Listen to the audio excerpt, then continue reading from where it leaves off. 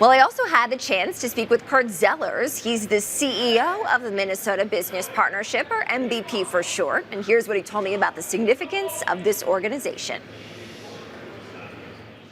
Well, the Minnesota Business Partnership was started after the Chamber and some of the usual trade associations about 1977. So we're rounding our 50th birthday here.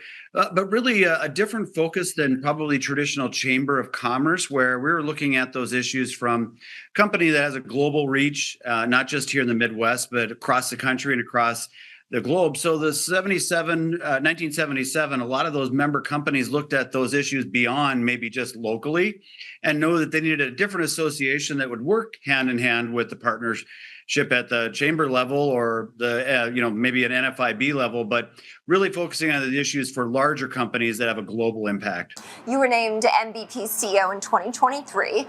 What are some of the biggest initiatives that you've accomplished and will look to accomplish now in the months and years ahead? It's literacy. Really, one of the things we've leaned in real heavy on is the science of reading, and you're seeing this in states across the country. Alabama, Mississippi have really made absolutely Herculean leaps in their reading and their grade school level, and an educated workforce early on makes that next jump up when it comes to higher education. Maybe it's a trade association job, but really we've got to get at that literacy at the kindergarten and preschool level to make sure our students are not only ready to read once they get to high school, but then as they join the workforce, which is the most important part for us. And you've had a storied career, Kurt, across public affairs, policy development, and advocacy. How did that experience prepare you for this role? Well, really, but for the 2 years I was Speaker of the House, I had a job in the private sector while I was in public office, and that's not something that happens a lot in public, office. And a lot of folks are there pretty much 24/7, all around the clock. So having a foot in both worlds allowed me to say to folks in the business community, we can't have government run like a business, but also folks over in government to say there are some efficiencies that business does really well that we should adopt over in government to make sure that we're getting the best bang for the dollar. That, I'm not an opponent of government. I'm a proponent of good government, just an opponent of bad government. So if we're going to get a dollar to a student in the education system, let's make sure it's a dollar or at least 95 cents, not half of it because it was washed through government a half a dozen times. So really the ability to speak to both the business community and government and say, here's what each of you can learn from each other.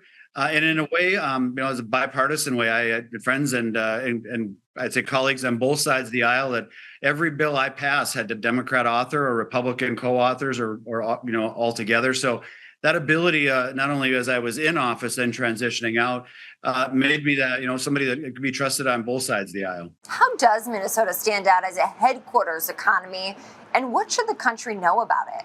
Well, really, and it is probably one of the best kept secrets. So we appreciate the opportunity to brag a little bit about America's headquarters economy. We have 17 Fortune 500 companies, of which they supply about 1/6 of our workforce, over 500,000 Minnesotans.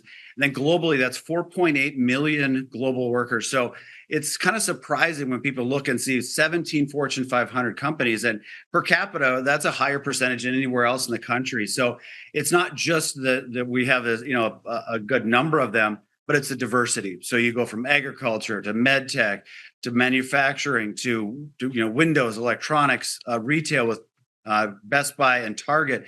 And then that diversity, what makes us different from a lot of other areas where you see maybe it's all agriculture, maybe it's automotive, maybe it's tech, where we have all of that right here in the Twin Cities and across Minnesota. Do you have an example, Kurt, that you can share with us of how the headquarters economy stands out in Minnesota?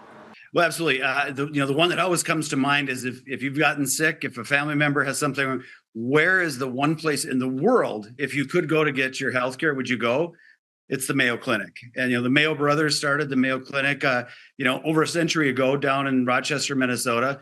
But it's also Cargill. It's also 3M. It's also those iconic Minnesota names, Marvin Windows, who have come here, who've stayed here, and then continued to innovate. And that's not something that happens as usually more, a move from one state to or another country is based on economics, where a lot of these legacy companies have stayed here in Minnesota, continued to thrive, but then because they're here, they attract that talent. And really, that's what makes the headquarters economy, especially in Minnesota, is the people that continue to innovate, to stand on the shoulders of that last generation and make that new product, the new service, the new device.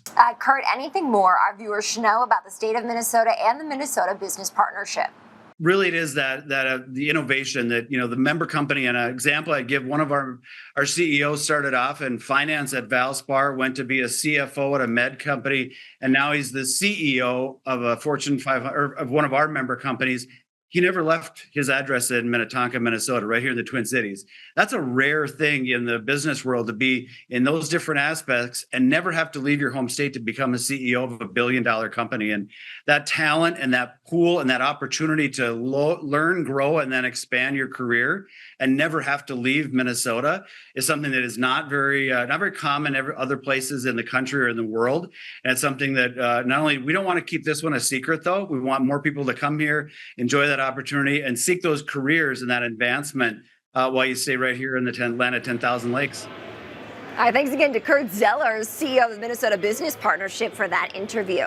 Well, the Minnesota Business Partnership will ring today's opening bell from Medtronic's headquarters in Minneapolis in just